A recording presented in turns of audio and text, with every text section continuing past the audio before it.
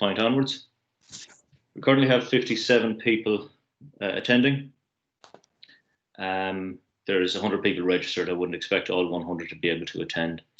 So 57 is a pretty good number. Quite happy with that. So first of all, I'll just introduce myself. My name is Mel Gavin, for those who don't know me. I work for IT Sligo, for the Contract Research Unit in IT Sligo. Got my colleague Stevie Donnelly here. You can also see still sharing the screen at the moment. We, as part of our work with IT Sligo, all of our work is external. As part of that work, we have a role as regional coordinators for the Sustainable Energy Communities Programme with SEAI.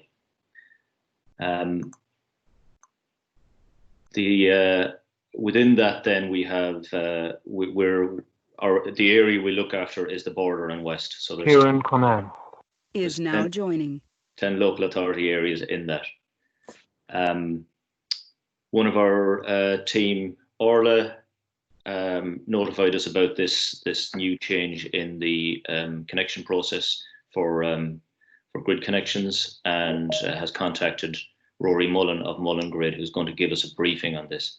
Rory's got a long-standing background in this. He's been working in this industry, in the Irish industry, since 1998, and he's considered one of the experts in the country and in Northern Ireland on grid connections, and in particular grid connections for renewable generators. So in a moment, I'm going to hand over to Rory, and he's going to give us this briefing. Because of the amount of people involved, we really can't practically have an open discussion or an open Q&A on it. So I'm going to ask everyone to keep their microphones muted and their video cameras off. Just keep the presentation as clean as possible. If you do have questions, I would ask you to use the chat function, which you'll find in the menu bar on Microsoft Teams, and enter your questions there. You can enter them at any point. Myself and Stevie will be reviewing those questions, and we'll mark some of those for Rory to answer towards the end of the webinar. Obviously, if there's time. If there isn't time to get to all of the questions, then we will try and answer the questions by email through your county mentors. Okay, so appreciate everyone's cooperation and patience on this. Again, I'd ask as many people as possible to mute their mics. I'll try and keep an eye on it here.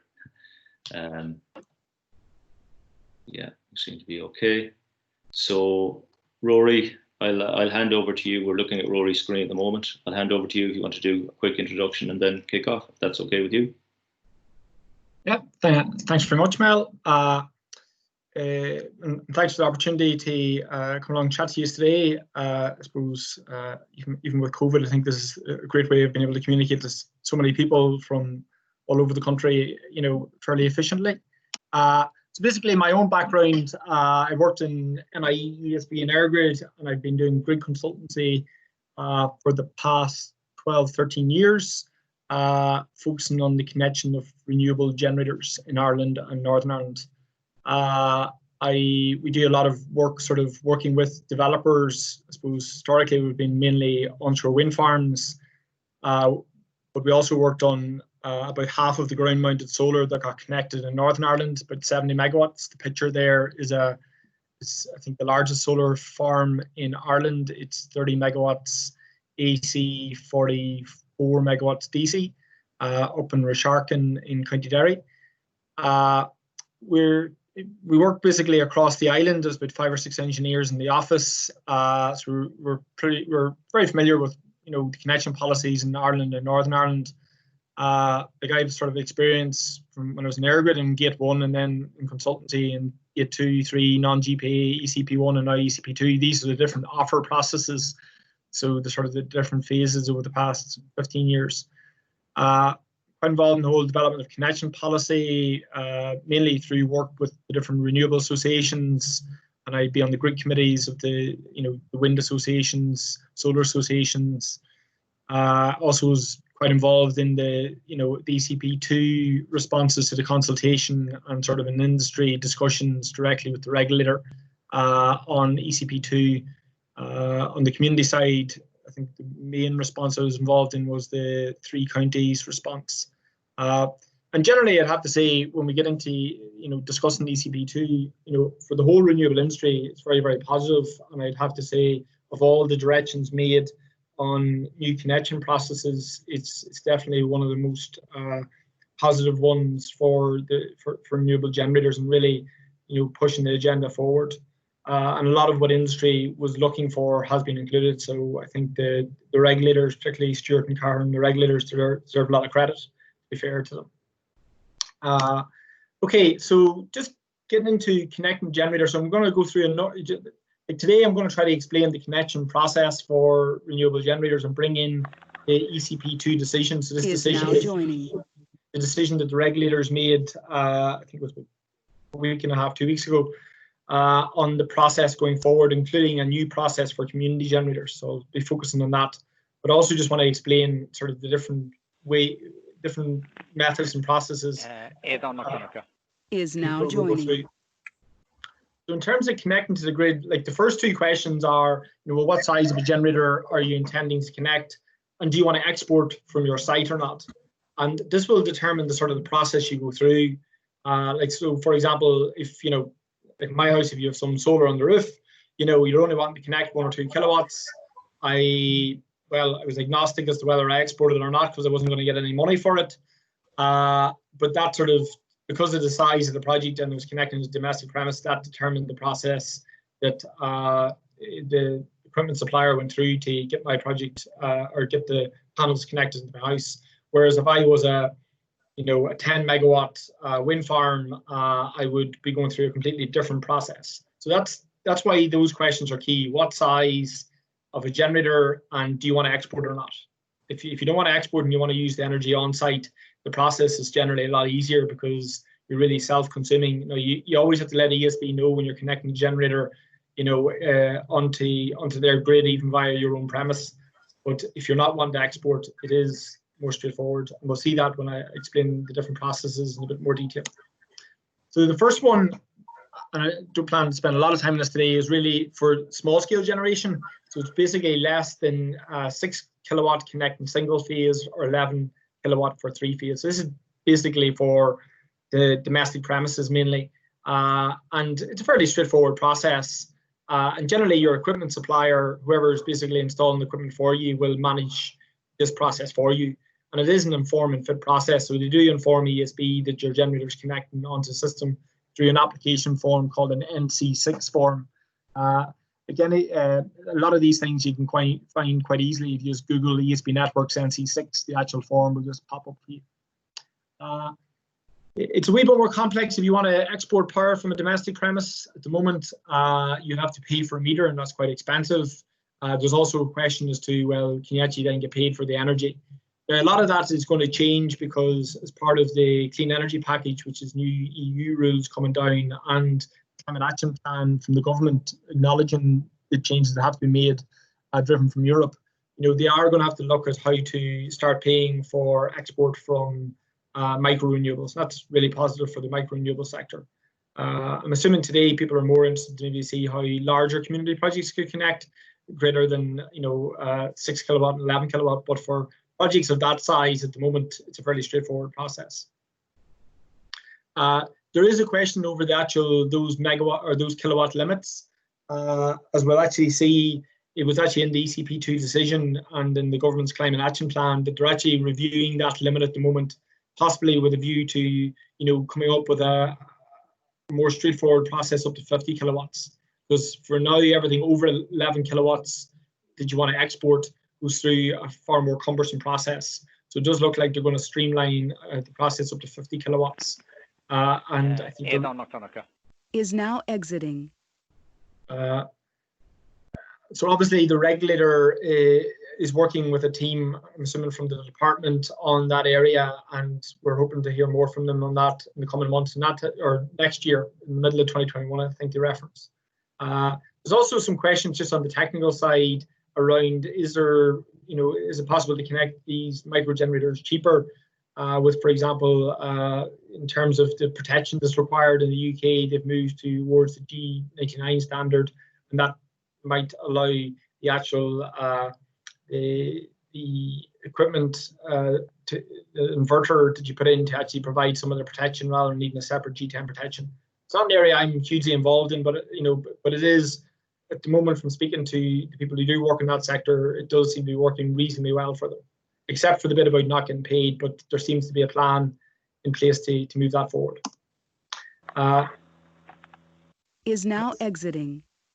Looking at larger scale renewable projects, well, this decision from the regulator, so it's the Enduring Connection Policy Stage 2, ECP 2. Unfortunately, our industry is full of a lot of acronyms. This is a decision from the regulator who's basically giving the rules as to, and the policy as to what ESB have to do going forward in terms of connecting renewables. There'll be a separate process for offshore renewables, so that's not going to interact with onshore renewables going forward, and also separate for interconnectors. But it's really within the onshore space. We're still finishing off a batch of applications that we refer to as ECP1, Enduring Connection Policy Phase 1, and there's some other applications that we're going through what was called the old non-GPA process. And I'll explain these terms a bit more as we go through this. But the real important thing going forward is we have this new process for both large-scale renewables and then a more streamlined process for hopefully community projects. So as you're not having to maybe get stuck in the pipeline with the larger renewable projects.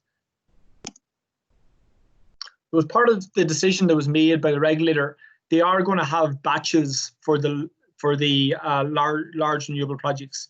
When I mean large, everything over 500 kilowatts generally has to go through what's called the batch process.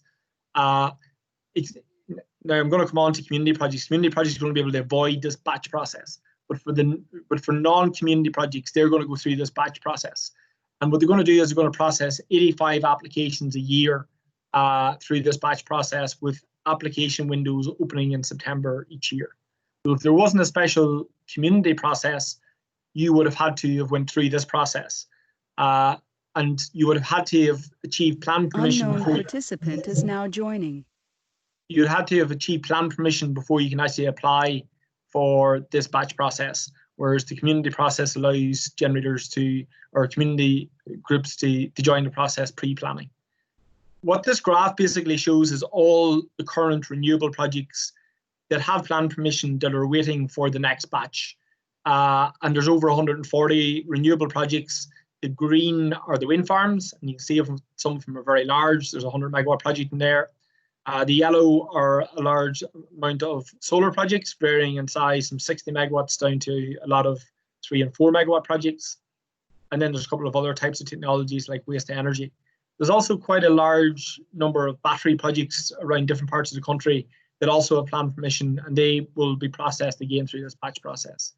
I'm more wanting to just make you aware that alongside ESB, helping communities, they're also going to be processing these applications. And it may be the case that, that whenever a community project enters the process, they may get included in actual batch, and you might be processed alongside one of these generators. That's the ECP2 batch process. So talking about the non-batch process, and this is where community projects fit and projects less than 500 kilowatts. So alongside sort of the more cumbersome, batch process, because you have to wait for a batch, and like ECP1, before ECP1, which was the batch that started being processed really last year, the previous batch was 2011. So, there was quite a large wait between the batches. So outside of that, there, generators that are small scale or auto producers could apply for a grid connection. So generators between the 11 kilowatts and the 500 kilowatts, they can apply through this non-batch process. So for example, the people who would have been eligible for this would have been, for example, people with maybe large scale rooftop installations. If they wanted export capacity, so as they could sell their power, they could have went through the non-batch process. DS3 trial projects with 500 kilowatts, that's really just new sort of innovative technologies, not hugely relevant to today's conversation. Auto producers that's basically people putting generators on their own premises. So for example, putting maybe a wind turbine into a factory or a university or something. So they're producing power generally for their own self-consumption, so they're auto producers. But this process allows them to get export capacity, so as they can sell their power.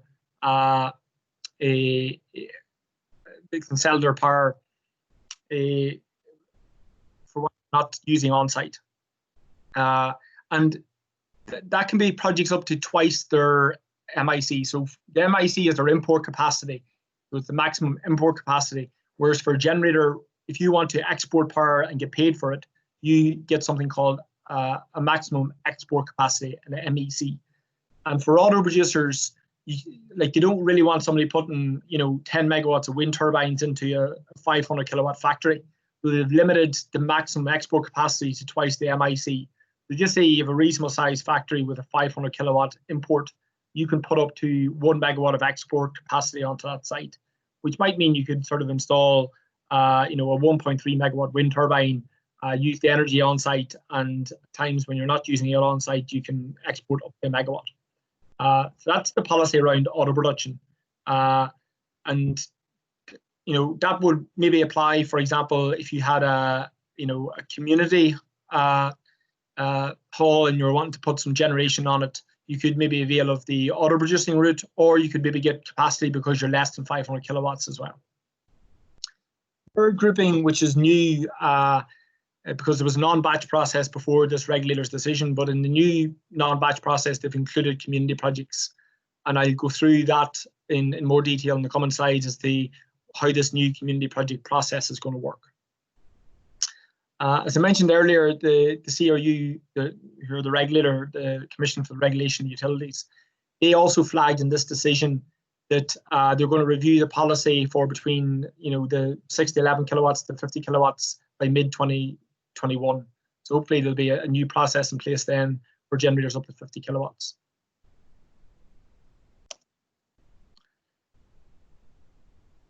As I mentioned earlier, what they've said in this decision is they will process these applications if it's feasible outside of the batch process. It might turn out to be infeasible to process an application while they're processing another generator through the batch process that's in the same locality. So what they might do is, so just say you apply in August next year and for a community project, and there's a new batch starting in September. They might include you in that batch if they believe that you're sort of technically interacting with an application that's in the batch process. Now, unfortunately, that could mean that your application being processed may get a bit delayed because you're going to then be processed through this batch process. And the rules on the batch process is it opens for applications in September each year, and they start processing in January with offers to be put out, during that following year. But I suppose this just does bring up the sort of interaction, the fact that there are a large amount of other projects that will be processed alongside these community projects, and that interactivity, does mean at times you may be impacted by other projects in your area. Planning permission is required for the non-batch process except for community projects. So just say you are doing rooftop solar and you want export capacity, or you're putting up a 500 kilowatt wind turbine, you will need planning permission for that before you can apply through this non-batch process. I suppose the benefit of that, and similarly to the benefit of having it in the batch process, is I suppose it gets rid of speculation and means the grid capacity, which is quite valuable because there's less and less available grid capacity with all the renewables we've already connected. So to make sure it's not being speculatively sort of booked ahead of schedule, they're requiring projects to have planning permission. This non-batch process, it's been proposed that they're going to limit it to 30 projects per year, 15 of which can be community projects. Now, that doesn't sound like a lot of potential applications being processed per year. Now, I think last year they only had 2 or 3 non-batch applications. So at the moment, they're proposing the 30 project limit. I think one of the things that's actually happening at the moment is this non-batch process, historically has been fairly slow, and we would have helped a number of clients trying to get applications processed through this non-batch process. And you could be waiting 12, 18 months for a connection offer. And obviously there's been quite a large number of rooftop installations being done that are obviously greater than 11 kilowatts. And what those installers and have been doing is they've been going through the zero export process. And so that's another process outside of the batch process. So if you don't want to export any capacity, you don't have to go into this batch or non-batch process. So all the rooftop installers, because they didn't want to have to wait quite a long period of time to get a grid connection offer through the non-batch process, they went through the zero export approach. Apologies, I'll put a slide in later on the zero export whenever these slides have been shared. But the zero export is a fairly straightforward process that if you don't want to export, you just apply to ESB, you complete the NC5 form and you send it into ESB, and then within a month or two to come back and confirm that you can connect, which are not allowed to export. So at the moment, most rooftop installations are going through the zero export approach, mainly because the non-batch process was too slow to wait around to get export capacity, and the projects wanted to get connected. So maybe in the future, this limit of 30 projects per year may actually become an issue.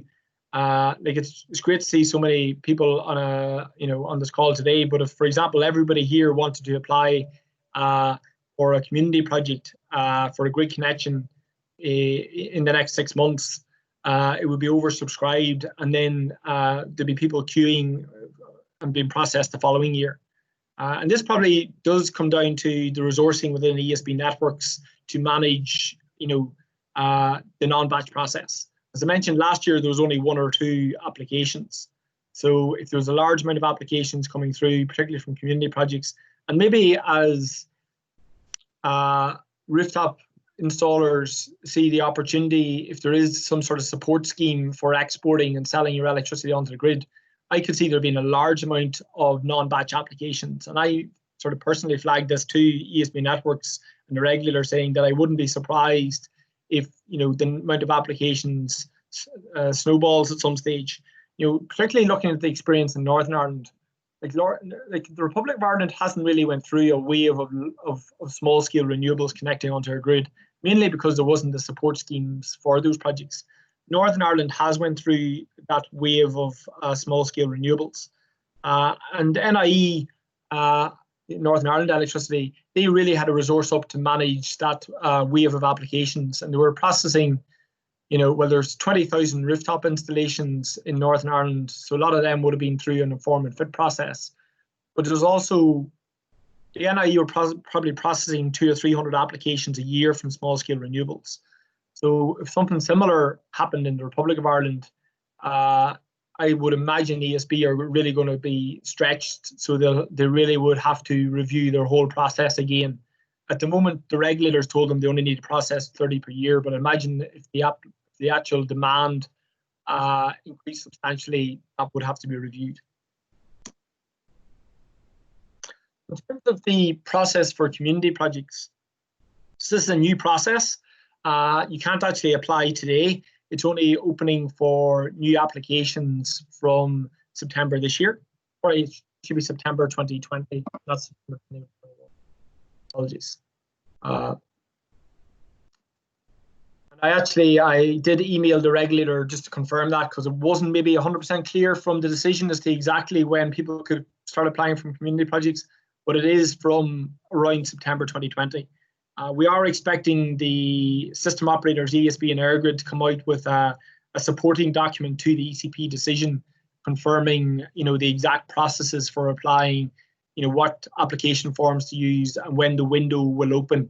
I'm expecting it to be around the 1st of September 2020 when the window opens, and I'm expecting hopefully in late July, August, that the system operators will put out a document clarifying the exact details of the process. But this new process starts around September 2020. And the process and the advantage that the community projects are getting is that they can apply through this process before they get plan permission. And the real benefit for that is at an early stage, the developers of the projects, the community group, can identify, with a reasonable amount of certainty, is the grid connection for the proposed project going to be viable? Is the connection method and cost, and timeline going to make the project, competitive? Because I suppose there will be some sort of auctions for community projects. Unfortunately, it is the case, and I've been involved in a reasonable amount of small-scale projects where they have got connection offers that did make the projects unviable, both in Ireland and Northern Ireland. And that's mainly because they're connecting into parts of the system that were already saturated with other renewable generators. And so there wasn't really any space left for them on the existing network, and the upgrade the network would have been too expensive, because all those upgrade costs are generally paid for by the generator. So this new process allows the generator to apply the ESB for a fee of €2,000. And for that, they will start processing your connection offer and give you a proposed connection method and cost. And they basically are proposing to hold that connection method and cost for a 2-year period. Maybe in the detail in the ESB and EirGrid procedures document for ECP2, they'll maybe confirm exactly when that 2-year window starts and finishes. But that should allow projects a reasonable amount of time to go off and then get planning for their projects. I would say that's definitely the case for a solar farm. I would struggle to see maybe people who are trying to get planning for wind turbines being able to get planning for wind turbines within a 2-year period. By the time you actually do all your studies for the wind turbines, submit your applications, you'll be very lucky to have planning within 2 years. I'd be pretty surprised if a solar project couldn't get planning within 2 years. So I think that timeline is a bit tight for wind projects. And in the submissions I would have made for community projects, I definitely would have been looking for longer than 2 years for the connection method and cost to be held. This is what they've decided for now anyway, that they'll hold it for 2 years. And that, I suppose, gives you, some certainty on your connection method and cost, because what can happen in projects that, can't avail of this sort of process is they would maybe review the grid. They then go off and spend 2 or 3 years in getting planning.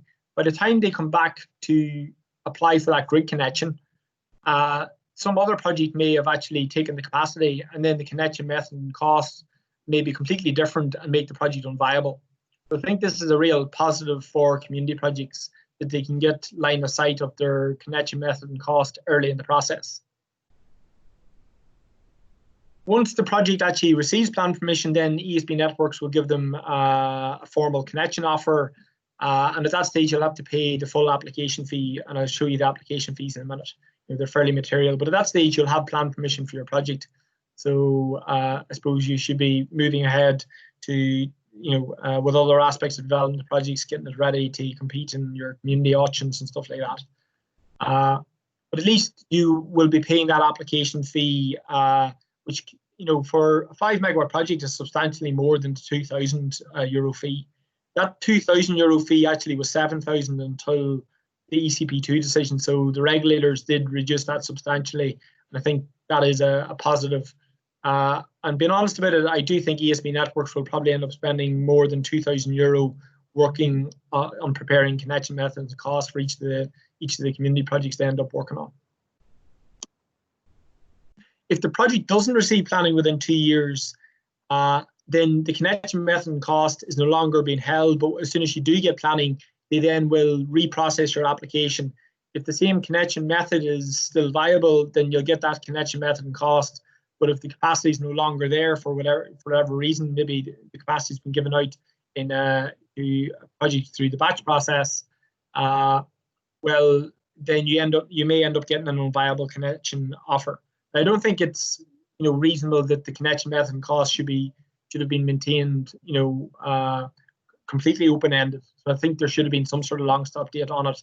My only comment is really for wind projects, 2 years is probably a bit tight. Sorry, Rory, it's Stevie here from IT Sligo. Can you put your slides onto full screen? They're actually on full screen. Is there part of the slide you're not seeing?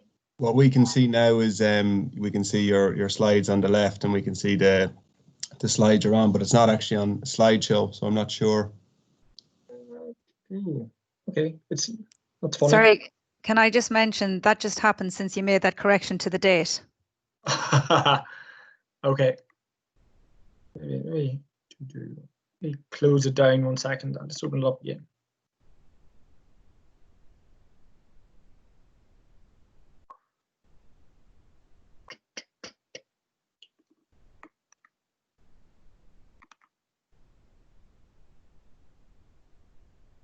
No.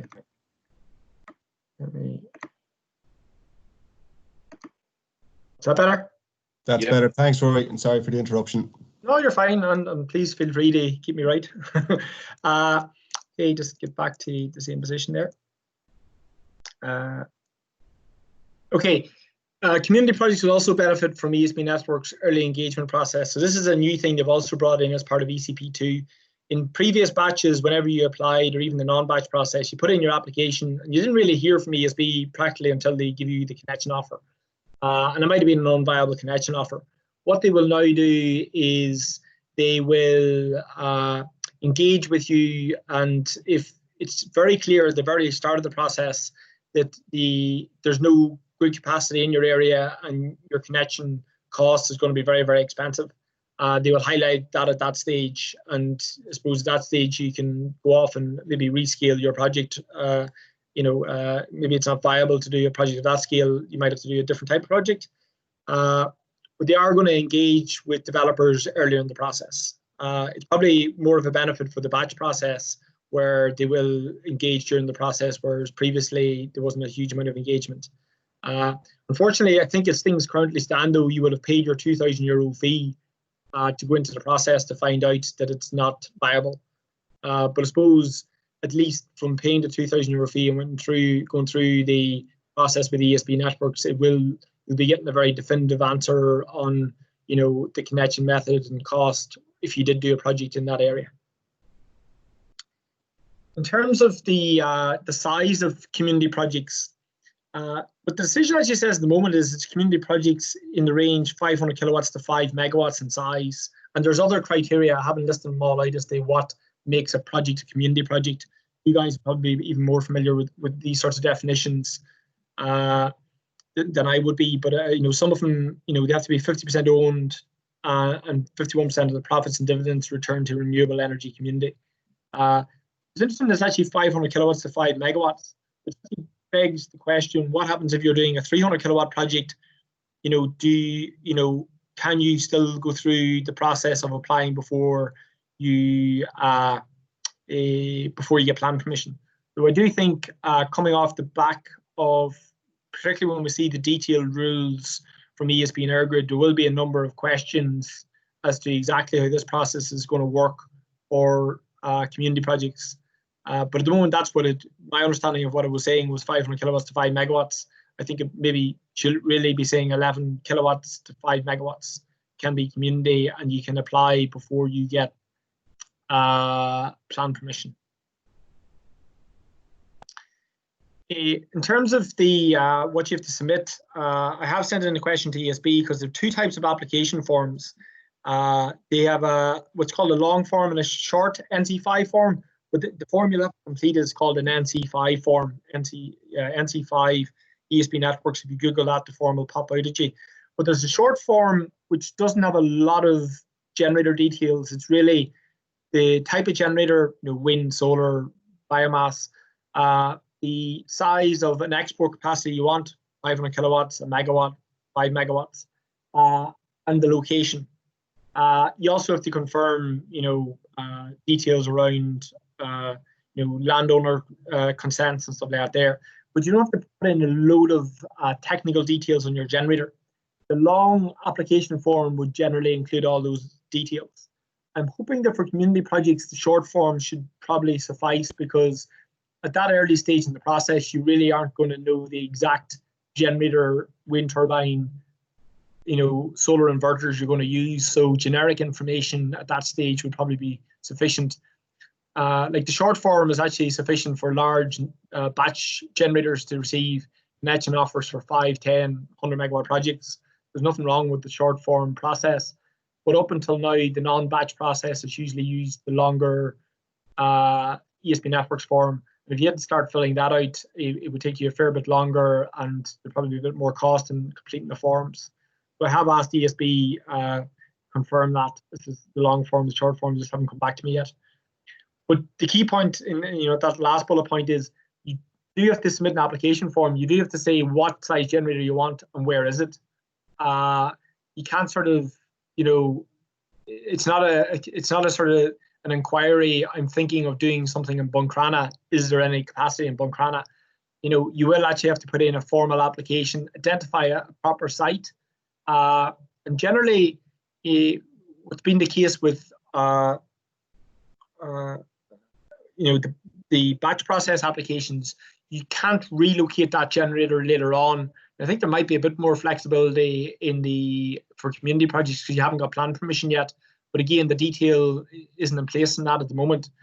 But you will have to actually say how many kilowatts do you want and identify an exact location and have that marked up on a proper OS map. And you'll also have to have the consents from the landowners for the land you're proposing to put the wind turbines or the solar panels or biomass generator on. It might necessarily be the signature from the landowner. It can actually be from your solicitor confirming that you have the actual landowner consents. So, preparing for the application process, which is opening in September, people should be, if they are wanting to start this process in September, should be starting to, familiarize themselves with the forms they have to complete. I'm not sort of advocating that everybody just rushes in September to start applying for a grid connection. Again, partly because of this 2-year timeline, it partly does depend on, how viable, before you start spending money on your 2,000 application fee and completing all the forms, you probably maybe are still doing some sort of feasibility assessment on the actual general project. But also, I think you need to be just aware of the timelines as well, that if you only have 2 years after you have been given the connection method and costs to get plan permission. In terms of the full application fee, as I mentioned at the start, it's €2,000 when you're submitting the application, and that that'll allow you for community projects to get the full connection method and cost back from ESP networks, and that's quite good. If it's less than 500 kilowatts, well, the application fee isn't as high as €2,000, so it's whatever the actual fee is. And if you actually look at this is from ESP's website, how their fee structure. So we're looking at a generator connection.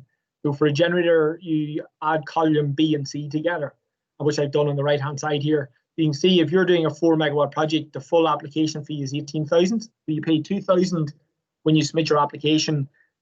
ESB tell you your connection method and cost. You then go off and get planning. You come back with planning. You pay the rest of the application fee. That's excluding VAT. So you pay the full application fee. ESB then give you a connection offer. To execute the offer will be €10,000 per megawatt. So if you're 4 megawatts, it'll at least be 40,000. It could be a bit higher. I suppose people need to be just aware of those sorts of costs coming down the road. But at that stage, you have planning for your project. You've already had discussions with ESB to know that your connection method and cost are viable. So assuming things like the actual renewable resource is viable as well, I suppose you'll hopefully have a good project to move ahead. But there are obviously costs moving that project ahead in terms of the full application fee and the first stage payment to get to accept your connection offer. And for example, there's quite a big step there. If you go from 4 megawatts up to 5 megawatts, you can see it goes from 18,000 up to 36,000 euro. But this is just the fee structure the ESB and ERGID have had for processing connection offers for quite a period of time. If you're less than, just say if you're between 50 kilowatts and 500 kilowatts, the application fee is about €1,600. There's no fee if you're doing the inform and fit process or if you're doing a zero export application. So again, the zero export application is if you don't need export capacity, so you're putting this generator onto a premise that's going to use all the electricity on site. Well, in that case, you wouldn't have to go through this community process. You go through what's called the zero export process. So in terms of just a bit more looking at, I suppose the feasibility stage, and determining if your grid connection is going to be viable. The stage we're actually at the moment is in the Republic of Ireland. We have a peak electricity demand of about between 5,500 and 6,000 megawatts. We already have about over 4,500 megawatts of connected renewables. So you can see we've already connected a large amount of renewables onto our distribution transmission systems in areas like the west of Ireland that weren't originally designed for the connection of all these renewables. So definitely certain parts of the networks, both distribution and transmission, are either saturated or fairly full with renewable generation. And that is why in certain areas to connect more generation is going to require quite a lot of upgrades, and generally generators to get export capacity pay for upgrade costs. So how do you determine if your connection is feasible? Depends on a number of things. But first of all is your export capacity you require, your MEC, your maximum export capacity. So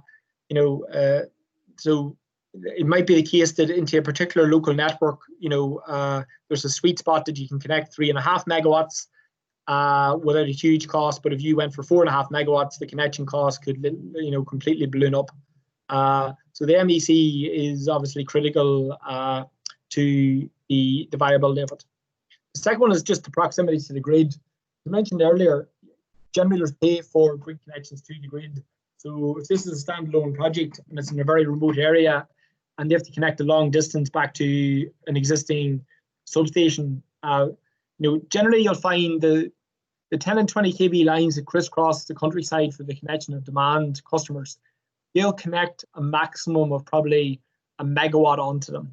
And often it can be lower. So for projects that are maybe 3 or 4 megawatts, you probably are at least having to connect directly back into a local 38 kV substation. So the proximity to the likes of those substations is key, because every kilometre of extra circuit back to the substation has to be paid for by the generator. And particularly with things like solar, it can be located, generally near substations.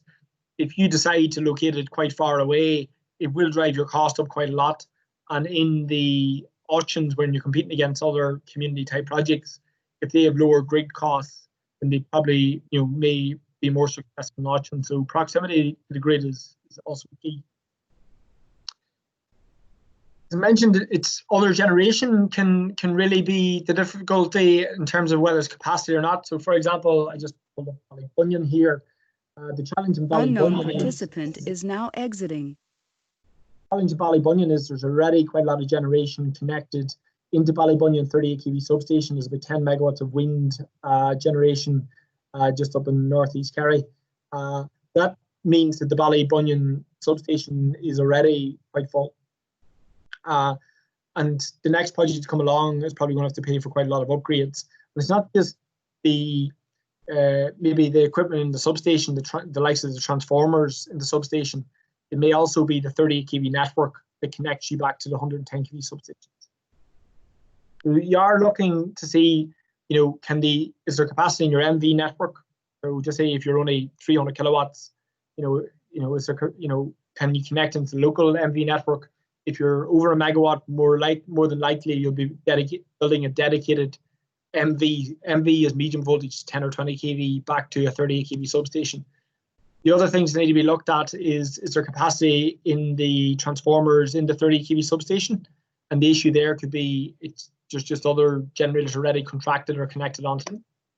The 38 kV network, again, some of these substations are quite remote, so the 38 kV lines can only allow a certain amount of generation to be connected to them before they become overloaded and need to be upgraded. And then the transformers in the 110 to 38 kV substations. So that's down on the distribution network.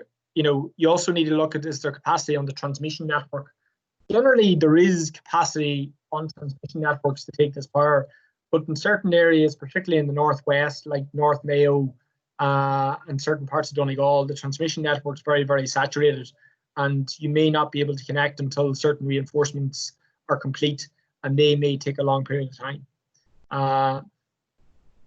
Now, it may be the case that there's, you come in an area where there's very little generation and you're quite, close to the existing grid.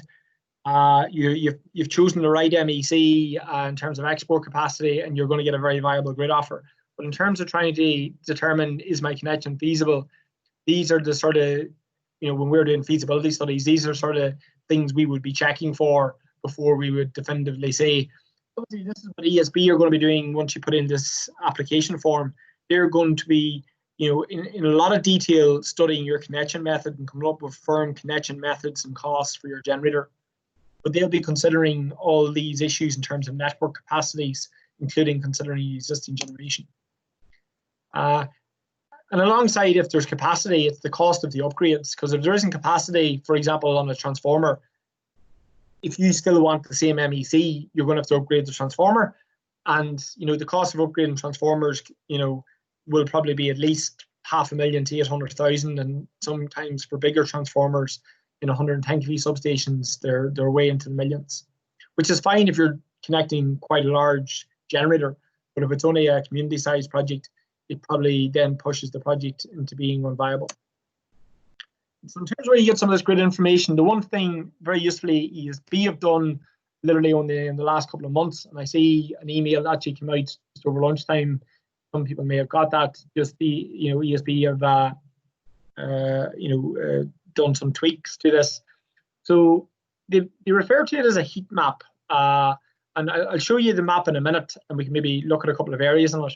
But I wouldn't completely view it as a heat map, because it's only really considering, you look back at my last slide of all the issues, it's only really considering transformer capacity at the 38 kV level and the 110 to 38 kV level.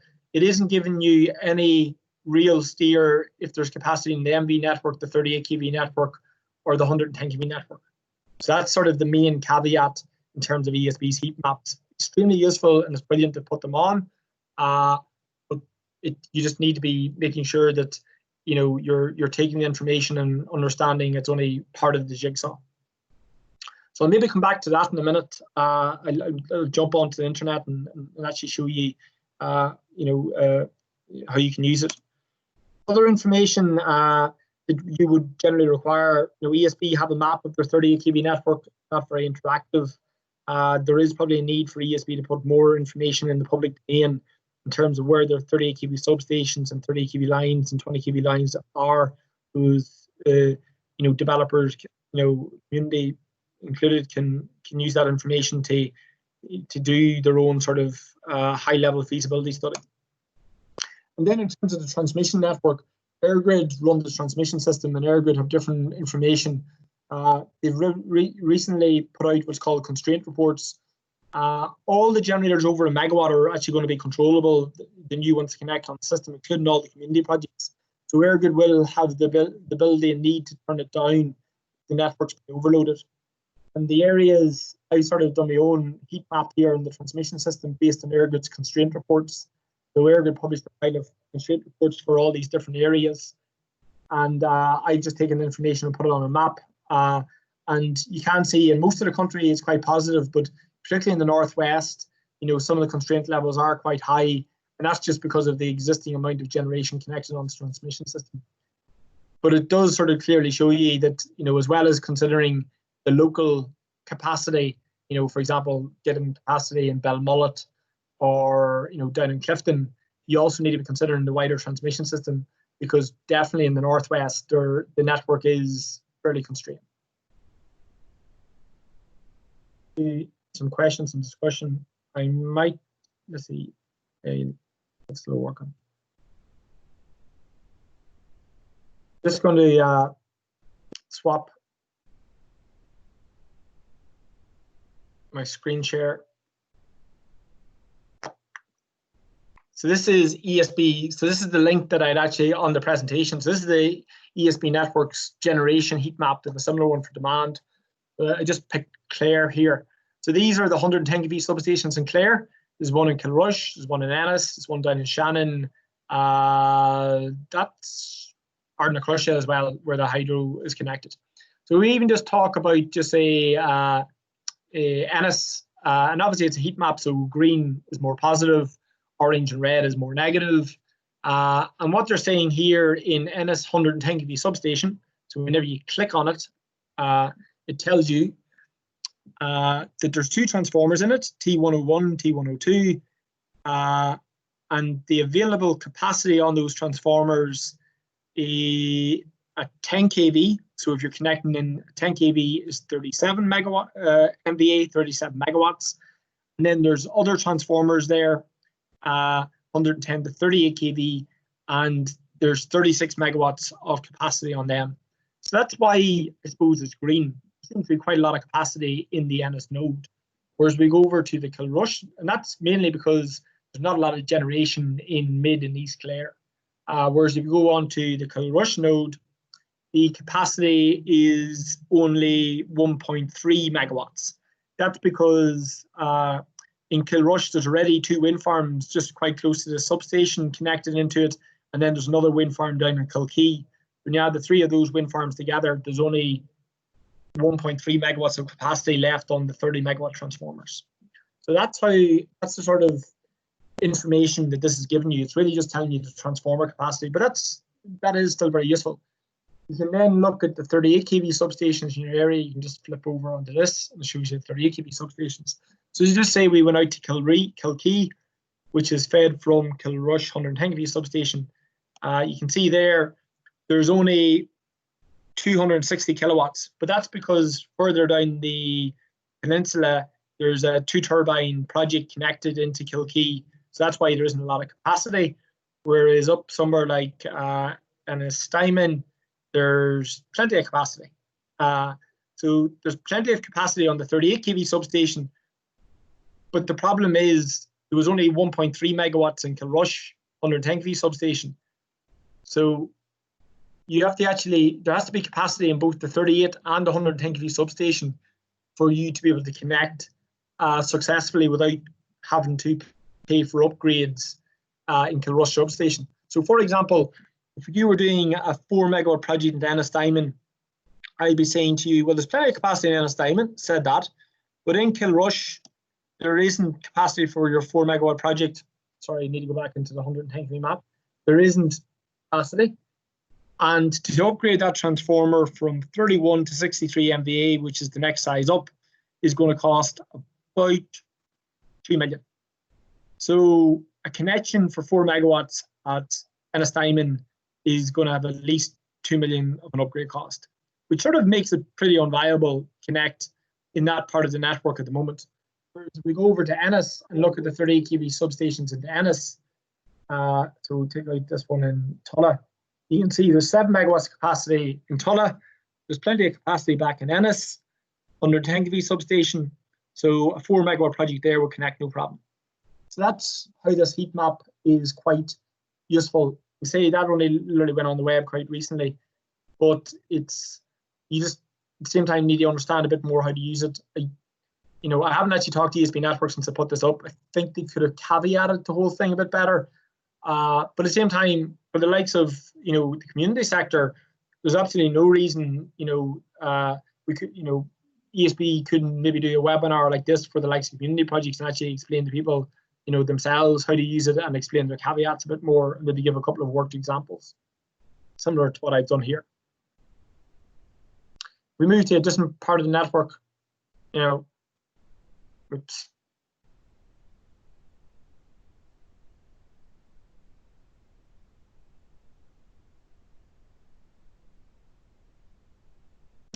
Let's see, pick somewhere else. picked around, pick Carrigan-Shannon. So Carrigan-Shannon, you can see there in the 38 kV transformers, there's plenty of capacity. If you had a project right beside it and you want to connect to 10 kV, there's plenty of capacity as well. So if you want to do a 4 megawatt solar beside beside Carrigan-Shannon and connect directly to Carrigan-Shannon, there's plenty of capacity. If you're going into one of the 38 kV substations that is fed from Carrigan-Shannon, so for example, Boyle, there's 4 megawatts of capacity there. So you connect a 4 megawatt generator in the Boyle, and there's capacity in both Boyle and the 110 kV substation at Carrigan-Shannon. So that's how I'll be sort of using these maps, and they are, quite useful that you can quite quickly establish that. But I say there are other things to consider. So for example, if I was up here in Mayo, there's plenty of capacity here in Cross Malina, 4 megawatts, but the problem is the 110 kV network up here is very saturated. So if I applied for a 4 megawatt grid connection, I think in North Mayo you'll be associated with the completion of a new 110 kV circuit. So you won't be connecting up there anytime before 2025, if not later. So that's why the heat map is useful, but you also need to be considering transmission capacity and the 38 and MV capacity a bit as well. This also only considers generation that's contracted. There's obviously other generation that may come along and apply in other batches ahead of you, and they might take the capacity on you as well. So I suppose having a visibility as to the other projects in development in your area is probably important as well when you're doing these sorts of feasibility studies. Okay, so I'm going to stop that sharing. Go back onto my presentation. Whoops.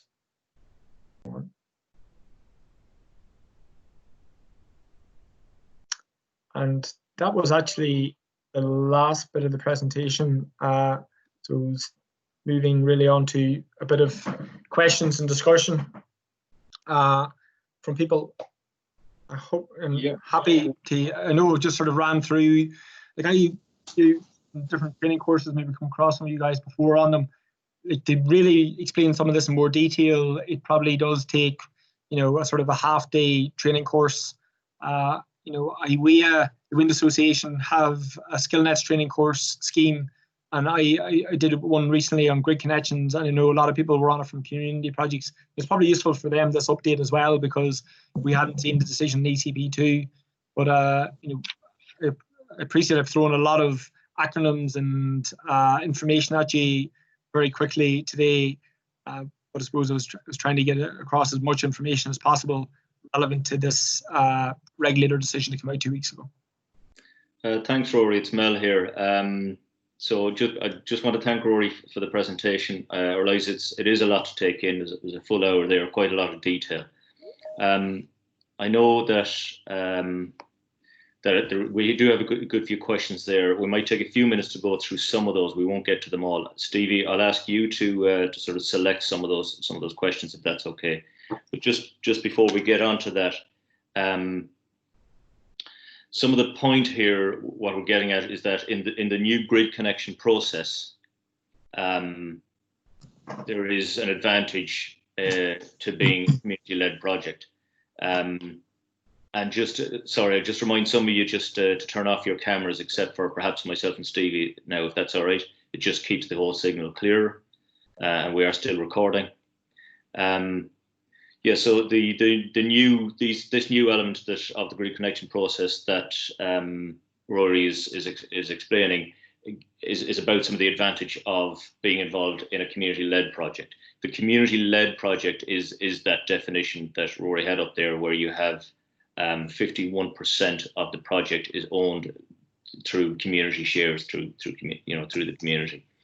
For a lot of us, for a lot of SECs, the idea of starting this and starting it up yourself is going to be too much. For some, you may be able to do that. But the advantages here through both the RES, which is the Renewable Electricity Support Scheme, to community projects, now joining, and now through the connection process in community-led projects, it does mean that some developers may be more motivated to include communities in their projects. right up to the point where they allow 51% of the project to be owned through community shares. Some won't, but some may be because of these advantages. Not so much in the connection process here, not so much the fact that the fee for the application process is reduced from 7,000 to 2,000, but probably more so from the point of view of that time frame where you can apply for grid connection without having your planning permission in place. That shortens the overall project development time frame quite a lot. So these are the things to be aware of. So for SECs out there, for our communities out there who feel that you don't have the internal capacity to start developing a project, what I would advise is talk to your county mentors, talk to your regional coordinators through the programme, and then look to potential developers who are prospecting, I suppose, in the area, and they may be willing to offer more community participation because of these advantages. Okay, Stevie, I might just ask you to select a couple of the questions and we'll go for a few minutes. Rory, are you okay for a few minutes? Oh no, I'm fine. Timeline-wise, whatever time, work away. Okay. Okay, so I'll nip through them. I think the answer should be fairly quick, Rory. So first question there from Kieran is about clarifying the G10 and G99. I think you must have had that at the start of your slides. Well, that's more linked. That was for the inform and fit process for small-scale renewables. At the moment, whenever somebody connects any generator, actually, they have to put in what's called G10 protection. So it's an extra piece of equipment whenever you're connecting small-scale generators. And the benefit could be, I think, what they've done in Britain is they've allowed the inverters to basically have the same functionality to provide that function. Rather than having to almost have two pieces of equipment, an inverter and a protection panel, it's actually all in one. And I do know the small scale suppliers, in Ireland are looking, having seen the benefits of the G99, which is the UK standard, and so I do know they're lobbying maybe to see could that be brought into Ireland, because it would just reduce down the cost of doing a small scale installation. So that's why I mention it, because it's it's probably topical at the moment, and that's the type of thing that like Ireland doing small scale renewables, we're behind the curve, so we can learn a lot, particularly from Northern Ireland and Britain, where they've done a lot of it. And if there's better ways of doing it, we should definitely be implementing them and take that benefit of coming late to the game and getting all those sort of benefits in there now. Okay, another quick question there is, are auto producers limited to 500 kilowatts? No, it's up to twice your MIC. So if you had an MIC of, you could have a factory with 2 megawatts. Is it really joinery? Are they up there? They're in Roscommon somewhere, aren't they? They have about 3 or 4 megawatts of wind turbines, I think, on their site. So they're an example of an auto production. Munster Joinery is an example of one down in Munster, and there's some over in Monaghan as well. And you see some of them, some of the universities. So you can put 4 or 5 megawatts as part of the auto production process, but it's limited at twice your MIC, and the MIC is basically the factory's import capacity or the customer's import capacity, but it can be more than 500 kilowatts. And there's a couple of examples there of them. Okay, I'll just ask maybe another 4 questions. So, question here from Eddie: when can we make the new community non-batch for 50 kilowatt export? Well, all they've flagged is that they're hoping to have something maybe in place by middle of 2021. That's what it says in the decision. So my understanding, and this is in the government's climate action plan from last year, there's some sort of working group reviewing that at the moment. I don't think there's actually any industry representatives on it. I probably expect maybe SEAI maybe has a representative on it. So maybe SEAI, people could ask SEAI, they might have a better inside track on that than I would have. But the CRU did is now reference. exiting. That's probably someone from SEAI there. No, I'd say genuinely somebody in SEAI, maybe somebody like John McCann, who's a very Yeah. Or maybe looking into it. But okay. The CRU have just flagged that they, they're working on it and it's going to come in. So it sort of means if you're 40 kilowatts, hopefully next year there'll be a better process than the non-batch process for you, which makes a lot of sense. The inform and fit process is a very sensible process, and fairly streamlined, and that's what we need for small scale renewables. Like the non-batch process, being honest, if you're doing a 500 kilowatt connection, it's very cumbersome. That's why all the rooftop solar installers, the guys are doing projects over 11 kilowatts, they're all avoiding the non-batch process. The moment they're all going zero export. Okay. Another one here then from Lawrence. Can you go with non-export and then can you later apply for an export license afterwards? And then the second part of that question is if your export license application is rejected, do you get the €2,000 fee back from ESBN? You don't get the €2,000 fee back. So that's basically the processing fee.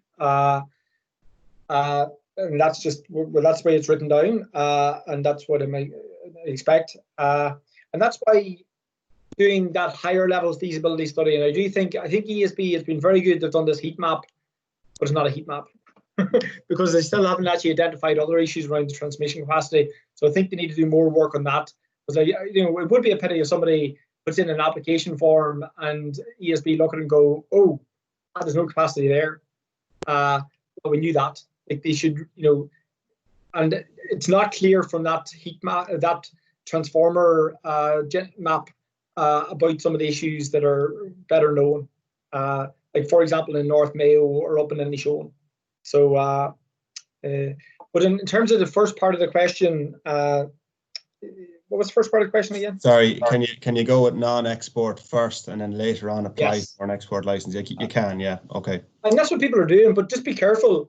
Don't bank on being able to get export capacity. You almost need to build a project being comfortable that can work on zero export, because like there mightn't be, the export capacity might be horrendously expensive. Like there is certain parts of this country where there's just no export capacity left, and the next kilowatt is going to drive £500,000 or £1 million reinforcement or £2 million reinforcement. So it's not guaranteed you're going to get export capacity. So I think people just need to be a wee bit careful. The project needs to wash its face on zero export. Okay, and then another question here. It's linked to RES. Can communities exceed 51% ownership? And I believe the answer to that is yes. That the 51% is actually a minimum. If you have anything to say about that, though, Rory. Yeah, no, I presume it is. And just go back on an earlier point that was made. Like I do think it is worth looking to see what other projects already are developed in your area, and see, because all those, non-community projects, they're all now competing in auctions. Whereas one of the other big benefits of a community project is they will have their own auction pot. So as well as a fast track process to get grid, you have a fast track process to maybe a support scheme. So there might be existing developed projects that, like a developer might be better having, 49% of a community project than 100% of nothing. So yeah. I definitely would be looking to see what's developed in your area. Now, certain developers obviously, at that stage mightn't have any interest in teaming up with the community, but some might. Okay. The next question then is another two-parter from Tony. As an interested member of the community power setup, how is the acceleration of new community auctions process going for solar farms in the West? So I'm not sure if you're able to answer that, Rory. Well, the first auction is still planned to happen in July, I think late July, and there is a community pot within that, and I believe there are going to be community projects competing in it. I don't know if any of them are located in the west of Ireland, but at least that's the auction process up and running. I suppose if the Greens vote us into this new government, they're talking about having an auction process every year, because that's what you probably do need. What's really, really positive about this new decision on grid capacity is if you, even for non-community projects, you get planning, you have a good chance of maybe getting grid the following year or the year after, and then you go into an auction. it's bang, bang, bang. Now I know it doesn't sound bang, bang, bang. Having to wait a year or two, but relative to previous processes in Ireland, it's a big improvement. So I do think we need to get. There is momentum now in the grid process. We're going to have our first auction. If we can get that momentum moving and continuing, that'll be great. Okay, and then I'll just make this the last question, and there are other questions there, and what we'll try and do is get back to the people that have asked them, okay, but just conscious of everyone's time. And just the last question, maybe Mel, you kind of alluded to this at the start. It's basically, how do smaller SECs that are starting up get involved in more micro generation schemes for smaller communities? And the basic answer to that is to at the very least join the SEC program that's ongoing with SEAI. And Mel, if you want to say something about that. Well, the way to do that would be to make it a part of your energy master plan, so that you explore the best options for microgeneration. The microgeneration, and Rory's referred to it here, is for, it doesn't matter what kind of a generator it is, but the inform and fit process allows you to fit 6 kilowatts on a single phase system, or 11 kilowatts on a 3-phase system. Now, so there is a gap then when you go above that up to the 500 kilowatts. It's not exactly clear how a grid connection process works in that sense, and hopefully there will be something for that space as well, because I think a lot of communities would be able to start considering a project in that scale. And in Northern Ireland, there was, I think in most of the UK, there was a scheme a few years ago, which was quite popular with farmers, where they could connect a 250 kilowatt generator. It was mostly wind, it was mostly small wind turbines, quite easily through a connection process there. But yeah, for starting out communities, the best thing is to make sure that you include this as a request in your energy master plan when you're hiring a consultant, so that they can give you a roadmap to the best options. Okay. Okay, so again, just conscious of time. Rory, I'll leave the last word to you, as it's your presentation. And thanks again if you want to say any closing remarks about the presentation. Well, first of all, I think it is a very positive decision. I think community projects have been given a leg up, and rightly so. So it's a case now of trying to move it forward. I do a lot of work with different renewable associations, and I've probably said this at all the different community type events I've said.